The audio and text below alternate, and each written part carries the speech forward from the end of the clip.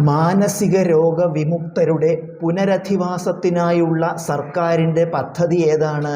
മാനസിക രോഗ വിമുക്തരുടെ പുനരധിവാസത്തിനായുള്ള സർക്കാരിൻ്റെ പദ്ധതി സ്നേഹക്കൂട് എന്നറിയപ്പെടുന്നു.